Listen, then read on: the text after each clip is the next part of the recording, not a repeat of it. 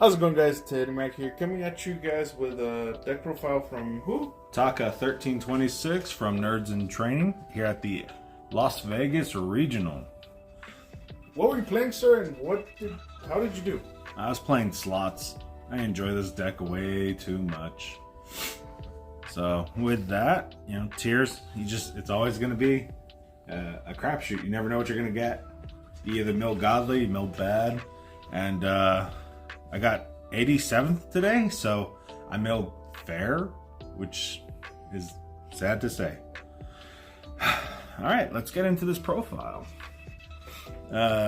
Deck choice wise, I think this is a fun little deck until the ban list drops, because then you get to cry when they inevitably hit, most likely Rhino Heart, or they hit tier cash. So let's see how it goes. You have your one-ofs, because you must. Shiren, Havanus, Merly. Your DD Crow Magnets. Then you have 3 Rhino Heart. Second best card of the deck. Your best card really is tier cash, because it's, if done right, you just mill 5. And then let's get into our little danger package. A Nessie and a Mothman. And I messed up so many times sending Mothman from hand to grave instead of Nessie, and that's what got me my my 4 losses. We have our little hero package, which makes us a hero deck of a Denier and 2 Mally, which is 3 Mallies essentially. So yeah. The amount of times where I just bricked with double Mally in hand was just too numerous, or just milling both Mallies and no shufflers. So you are a hero player. I am a hero player. Go beyond plus ultra. Then you have your horse package. Wrong hero. And honestly, this thing was like eating ashes all day, which was kind of good, because then it left my millers to be safe. But there are many times you just cry so hard because you send those 2 and you just hope for once that you don't get ashed, and then you do. Your little fairy package. Yeah, fairies. Diviner to send your 2 millers and use it for your rank 6 plays or sinking 10. And then you have your millers that are actually kind of fair, but still seem kind of busted at times. And the 1 Destrudo, because high rolly, pay half my life. Maybe I get a Baron. Maybe I just don't look at the clock and it's time in the round. For our tier spells, we do the 1 Heartbeat, Double Scream, and the Planet. Planet's your Searcher, Scream's your Miller, and Heartbeat is essentially your shuffle back MST for back row cards. Heartbeat saved me so many games. You're recycling. 2 King Sarks for the Horus engine. A lot of times, I opened the Sark and I was trying to, I would probably take out 1 in between games. The best card of everyone's deck, Super Poly. So, yeah, what can you say when half of your deck is just a target for it? Should it get hit?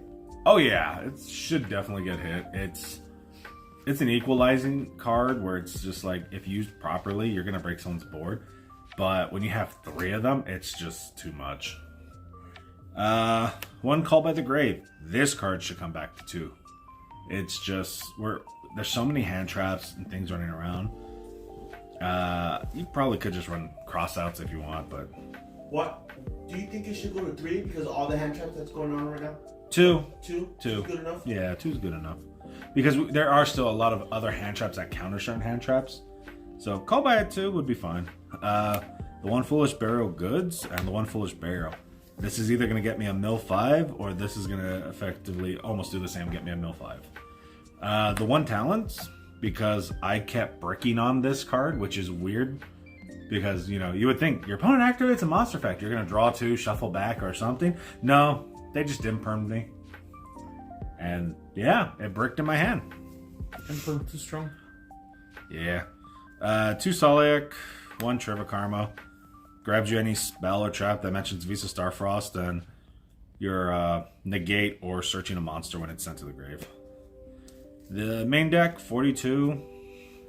Not too much I'd ever change about it. Each week it's different for it.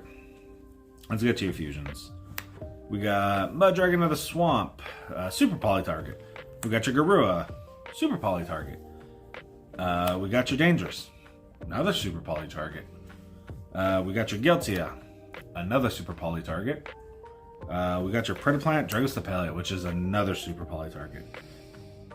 Your actual fusion, which is the Kaleido Heart, you know, that's your best fusion right now. If they hit the Banishers, I think they could probably bring back Kick Kalos to 1. But that's, you know, that's a if and buts were candy and nuts, you'd have a Merry Christmas. The 1 Baron, and that card was fucking great each round. Totally awesome. It really was. Just totally awesome. Oh, Lord. To pair that, you need the Bahamut Shark. And both were just golden. Dweller. I did not make it once today.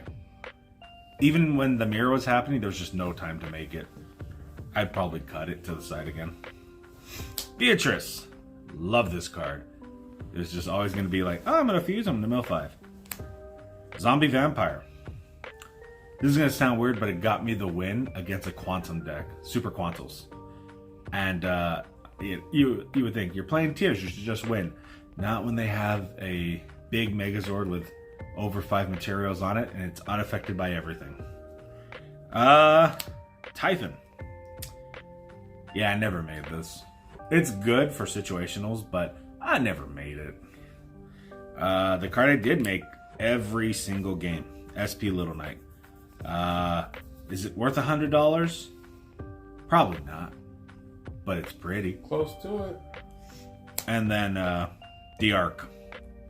Gloomy. Yeah, that card was alright. Okay, side deck. What do you have hiding in there? Nothing. We have a Scatter Shot for time. We have a Feather Duster for pesky cards. We have our Searchable Solemn. All these cards, you know, just one-ofs.